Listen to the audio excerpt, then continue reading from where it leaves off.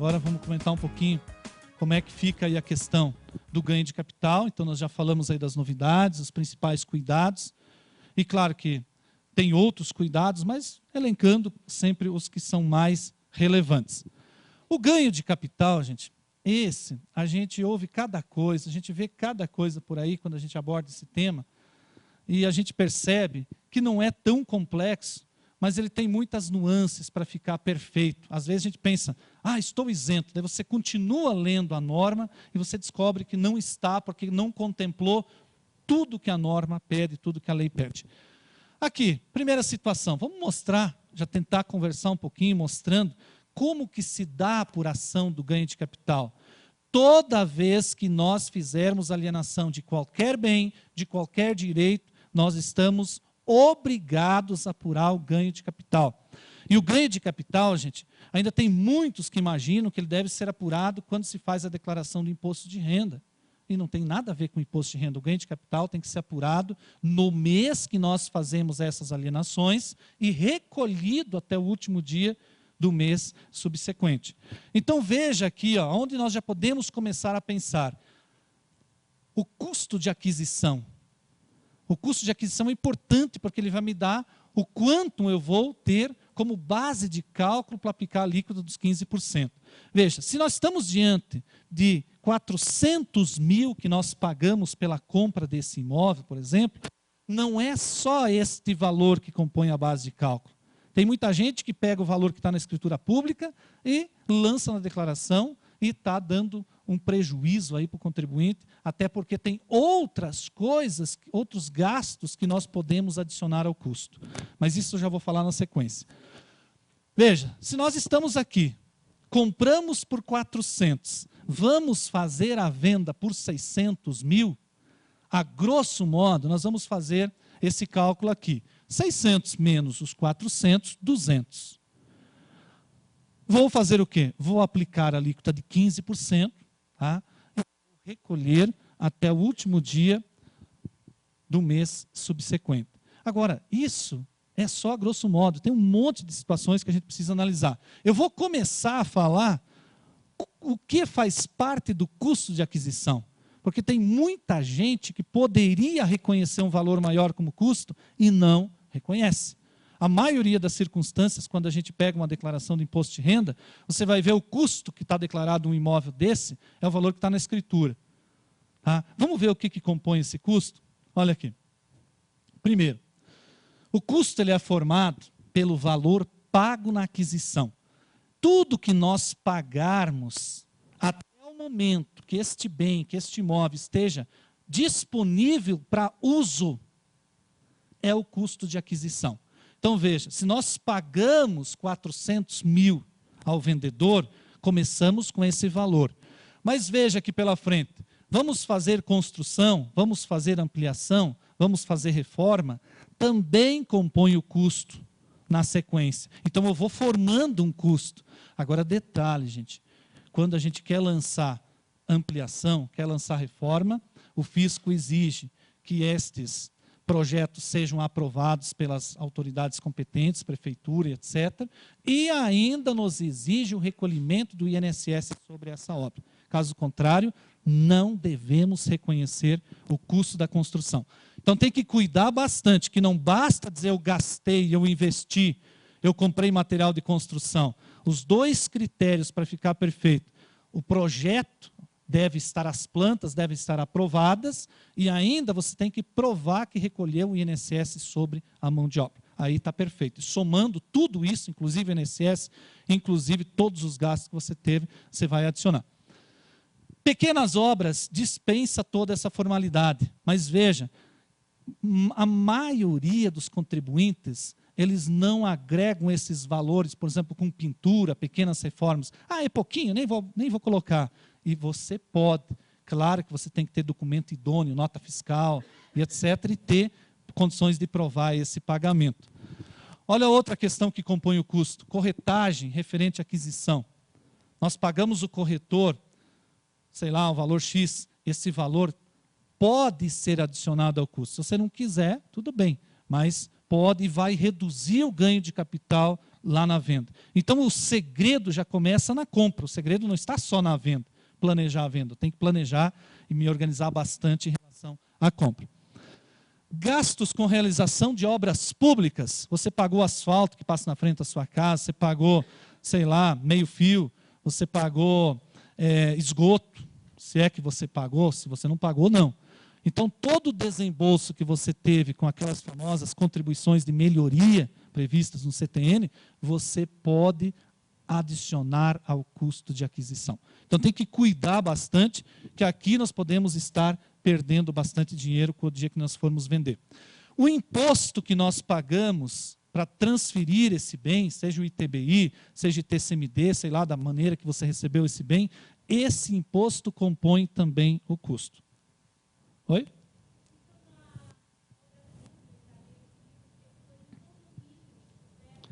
Se você teve custo também, desde que você consiga desmembrá-lo, tá? Se você tem fração ideal também, tá? Deixamos as perguntas mais para o final, né? Porque tem que aqui na frente quase não escuta também quem fala, né?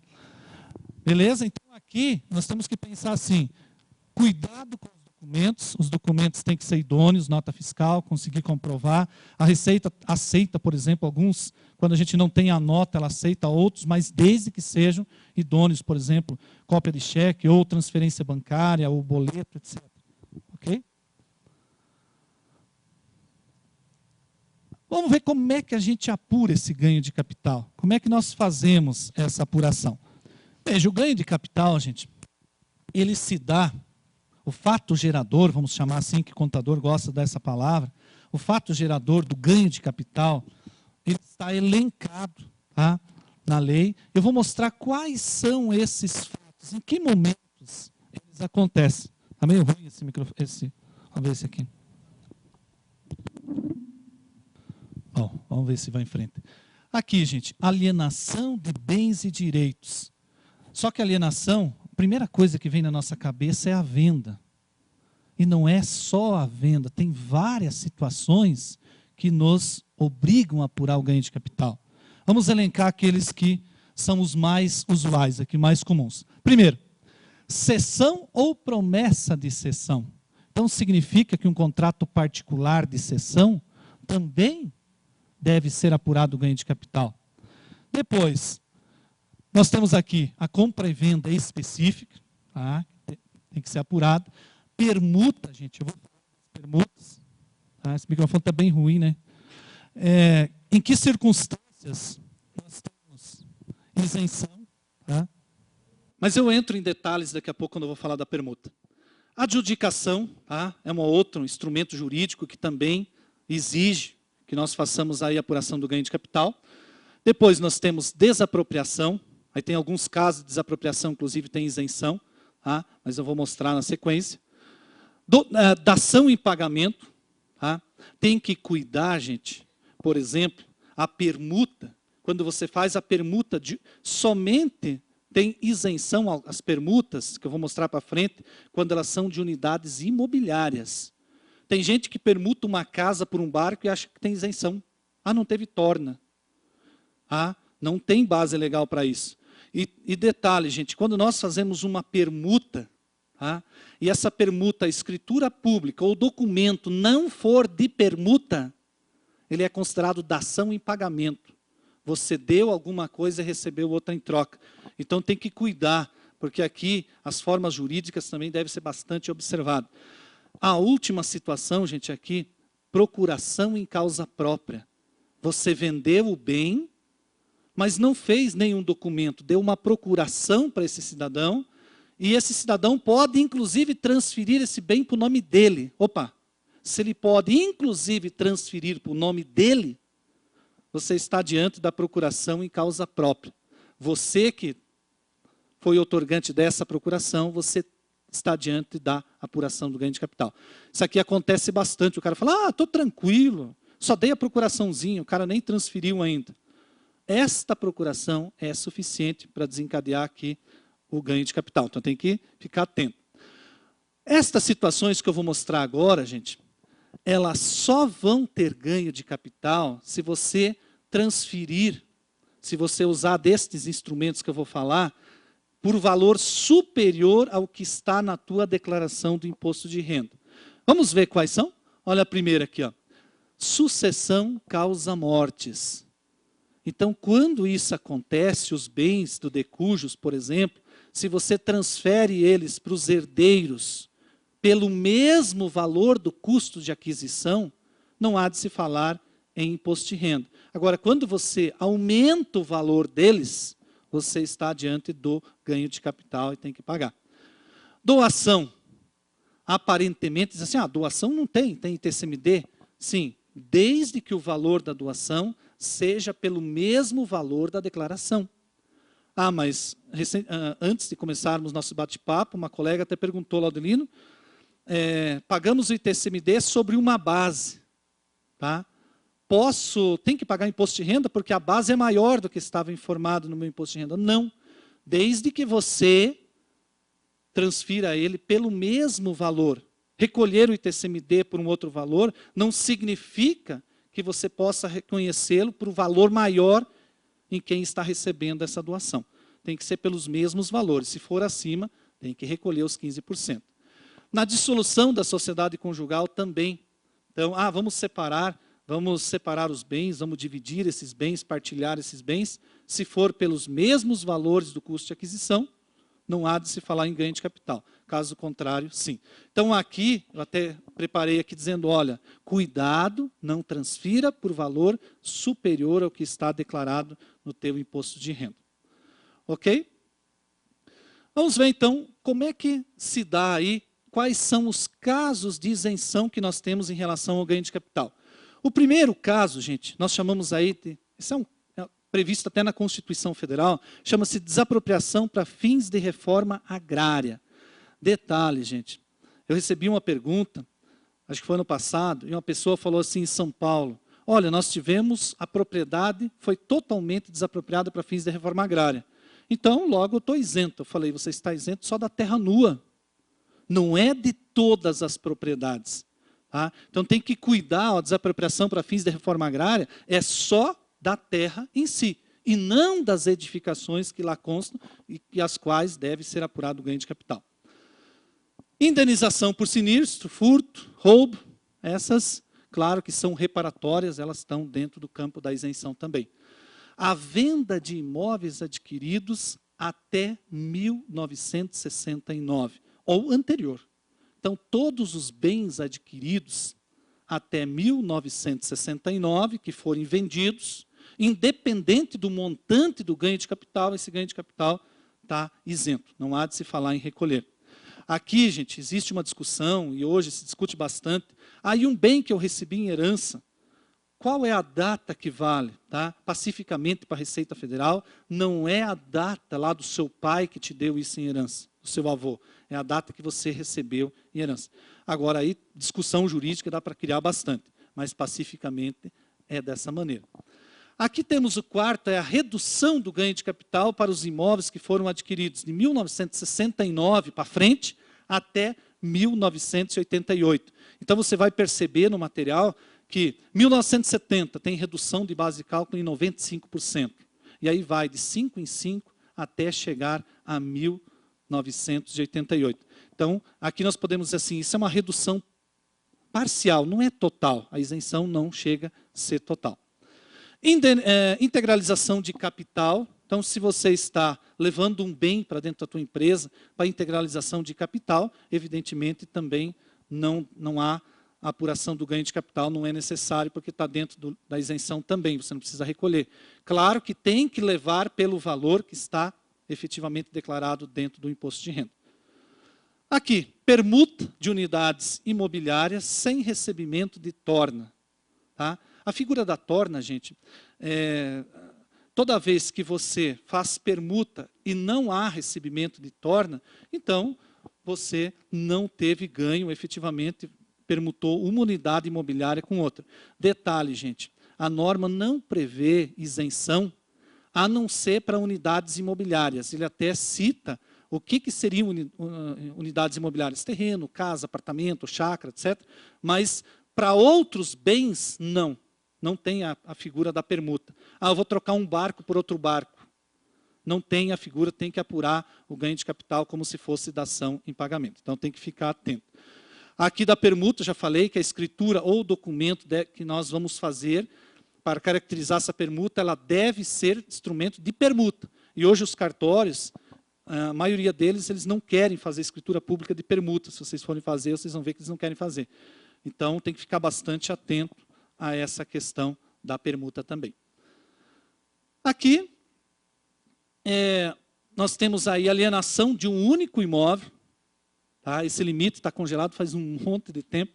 Até 440 mil, desde que nós não tenhamos efetuado outra alienação, tá? Nos últimos 5 anos, a qualquer título. Tem gente que pensa assim, eu estou vendendo o meu imóvel, mas até no passado eu tinha 2 imóveis, já vendi um, agora vou vender, só tenho mais um. Você não pode ter feito alienação de nenhum imóvel nos últimos 5 anos, sejam eles tributados ou não. Então tem que cuidar, porque essa norma, essa regra aqui, ela é bastante exigente. Então veja, ter um único imóvel. E o que é ter um único imóvel? Aí você pensa assim, eu tenho um que eu sou proprietário de fato e de direito, e tenho outro imóvel que eu sou usufrutuário. E aí, tenho um ou tenho 2? Nesse caso, nós temos ainda 2. Enquanto nós ainda mantermos o usufruto, nós somos considerados como 2. Como é que ficam os casais, marido e mulher, ou que tenha comunhão estável, etc. Tal, né? Temos que primeiro ver o regime de casamento deles. Qual é o regime de casamento? Os bens se comunicam? Um já trouxe um bem que ele trouxe de herança ou adquiriu antes da união estável ou antes da sociedade conjugal. E agora compramos um que é na constância do casamento. O casal já tem 2. E tem muita gente que faz dizendo, é por CPF. A norma não fala em CPF. É bem claro. No material, inclusive, eu mostro ali as perguntas, respostas, que já é a interpretação da Receita Federal em relação a esse assunto. Então, aqui tem que cuidar bastante. A próxima aqui, a próxima isenção, a venda de imóvel ou imóveis residenciais, aonde você, no prazo de 180 dias, e não é 6 meses, são 180 dias, você vai aplicar o valor da venda, não é comprar um outro a prazo. Você tem que aplicar o valor da venda na aquisição de 1 ou 2 ou 3, tanto faz, imóveis residenciais. Então, veja, eu tenho que vender 1 ou 2 ou 3 imóveis residenciais, mas eu tenho que pegar todo esse montante, senão eu vou ter isenção parcial somente, e aplicá-lo na aquisição de outros imóveis residenciais. Aqui, gente, nós temos que cuidar, essa operação ela pode ser feita 1 a cada 5 anos. Então, veja, tem que observar todos esses requisitos, caso contrário, nós podemos estar diante de uma situação que nos coloca em risco. Uma outra questão que é bastante usual, por exemplo, aconteceu até com um cliente, ele veio, pediu para mim como é que era para fazer, eu falei, primeiro você tem que vender um imóvel e depois você tem 180 dias para você adquirir, até 180 dias para você adquirir, investir esse dinheiro na compra de outro imóvel. Ele foi tão seguro, gente, que ele primeiro comprou um e dele foi vender. Tá? Embora a gente tem que interpretar a lei de maneira hermenêutica e finalística, a finalidade dele era adquirir outro. Mas veja, já começa a demanda judicial, provavelmente. Então tem que cuidar, para não dar margem a essas questões aqui. Outro cuidado que tem que ter, de repente você vende o primeiro imóvel, você tem 2, 3, vende o primeiro, unidade residência. Aí passa 1 mês, 2, você já compra uma.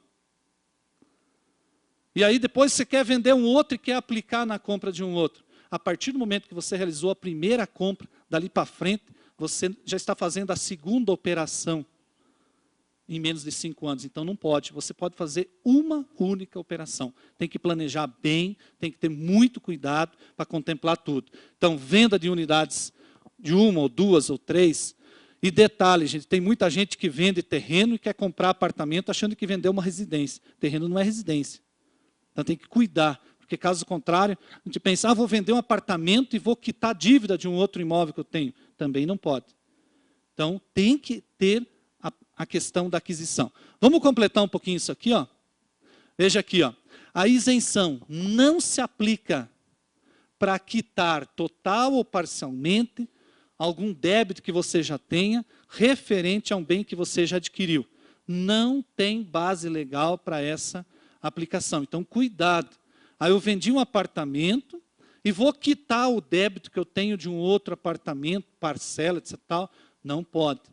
Ontem, fazendo o imposto de renda, um médico falou para mim, bom, esse aqui eu estou isento, eu vendi porque eu estou pagando um outro apartamento que eu achei melhor quitar esse apartamento. Eu falei, oh, infelizmente não tem isenção. Por quê?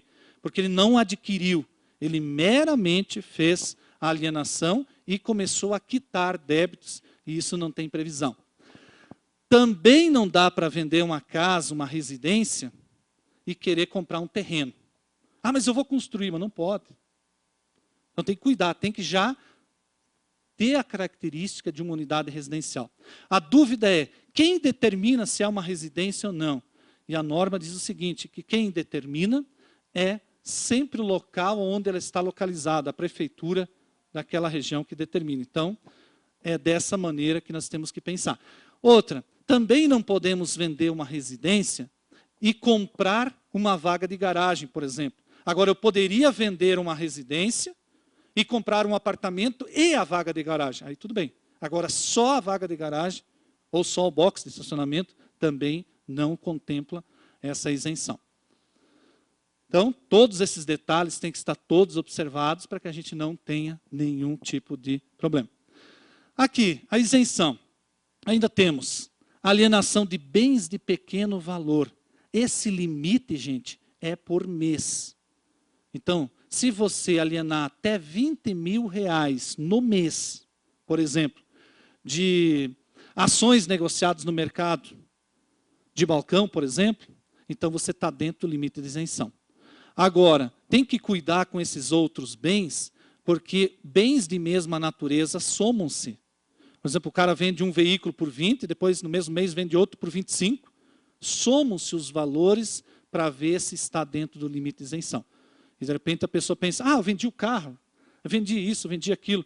Detalhe, os bens de mesma natureza, o limite somado é R$35.000.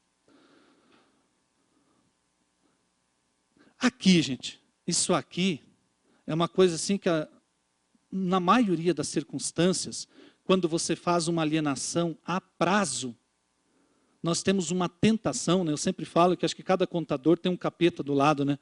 O capetinha fica falando, faz, põe no software, vê o que deu. Tem que cuidar bastante. Veja nesse caso aqui, ó, nós fizemos uma venda a prazo. O valor à vista dessa negociação, 100 mil. E nós vendemos a prazo por 120 mil. Vamos receber em 2 anos, 3 anos, sei lá, pelo tempo que você quiser pensar. Esta venda, o ganho de capital, não deve ser apurado sobre os 120 mil reais. Por quê? Porque nós tivemos um acréscimo de qualquer natureza, juros, o que for.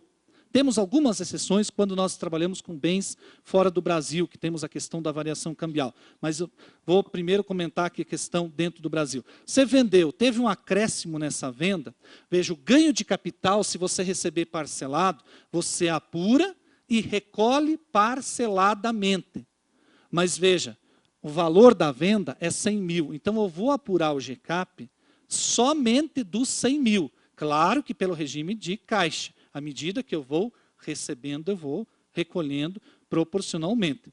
Agora, esses outros 20 mil, eu vou ter que tributar na minha pessoa física, mas não como ganho de capital. Eu vou tributar, se eu receber de pessoa jurídica, a pessoa jurídica já é obrigada a fazer a retenção na fonte disso. E depois posso compensar, claro, na minha declaração. Se eu não fiz negócio com pessoa jurídica, estou recebendo de pessoa física, eu já tenho que recolher no meu carnê-leão à medida que eu vou recebendo. Então aqui tem que cuidar bastante, porque caso contrário a gente pensa, já vamos apurar tudo no ganho de capital, e estaria equivocado. Vamos em frente, vamos ver o que mais que nós temos em relação a isso, mostrando sempre regime de caixa. O imposto de renda pessoa física se faz pelo regime de caixa e não pelo regime de competência. Aqui o cálculo, gente, é bem tranquilo. Tem algumas coisas que eu não entrei, porque são muito tranquilos, o próprio software faz, aquelas reduções, se você colocar certinho, ele já faz. Então, achei melhor não entrar nesses detalhes. Veja, nós temos ali o valor da venda, 260 mil. Custo de aquisição, voltando a frisar, não é só o valor que pagamos para o vendedor, na hora que nós compramos esse bem. É tudo aquilo que nós elencamos ali. Pagamos corretagem, vamos descontar essa corretagem. Agora não pode, se nós não tivermos o ônus, não podemos lançar, evidentemente. Agora eu chego ao ganho de capital. Agora, com base nas datas de aquisição, eu vou ver se eu tenho fatores de redução. Nós temos 2 fatores de redução, fator de redução 1, fator de redução 2. Tá? No material de vocês eu até detalhei bastante isso, mas achei que não valeria a pena ficar comentando aqui, porque é norma, tá? E o próprio software já está preparado para aplicar a norma. Aqui, então nós temos a redução, por exemplo, lá dos percentuais que começam a partir de 70%, 95%, 90%, etc. Então aqui nós tivemos uma redução de 30% nessa base de cálculo. Chegamos a um subtotal. Agora eu vou aplicar os fatores de redução também que estão previstos. Esses fatores de redução vão reduzir a base de cálculo. Tá? Vou primeiro aplicar um, depois aplico o outro. Agora eu chego na minha base de cálculo efetiva, sobre a qual eu vou lançar a alíquota dos 15%. Então, aplicando os 15%, chegamos a um valor de 5 mil alguma coisa. Então, tem que ter bastante cuidado. Eu diria assim, todos aqui fazem isso usando o software da Receita, porque é assim que a gente faz, mas o grande cuidado que nós temos que ter, se os X que nós vamos marcar lá no software estão perfeitos. As reduções, ele calcula, você não tem como errar, só se você errar a data de aquisição ou coisa assim. Agora, você dizer que vai aplicar o dinheiro na aquisição de imóvel residencial, tem que estar ciente disso. É o único imóvel, você tem que estar ciente que não podia fazer outra operação dessa, tributado ou não nos últimos 5 anos. Então, esses detalhes que nós temos que cuidar para não cometer esses equívocos. Tá? Aqui está o vencimento. O vencimento, o recolhimento deve se dar até o último dia do mês subsequente à venda, à alienação, à transferência, e não é lá no imposto de renda, aí já está atrasado provavelmente. E o recolhimento, gente, nós fazemos através do DARF, que é o documento aí de arrecadação, no código 4600. E observe, ó, se nós fizemos o período de apuração à venda foi feito no mês 2, aí nós preenchemos, o próprio software ele preenche com a data que nós informamos a venda. E aí ele já dá como último dia do mês subsequente o valor que deve ser recolhido. Feito isso, depois, no final do ano, agora quando nós vamos ajustar o imposto de renda, eu gero um arquivo, importo para dentro da minha declaração, transmito junto para a Receita Federal esse ganho de capital. Mas isso é um procedimento bastante tranquilo.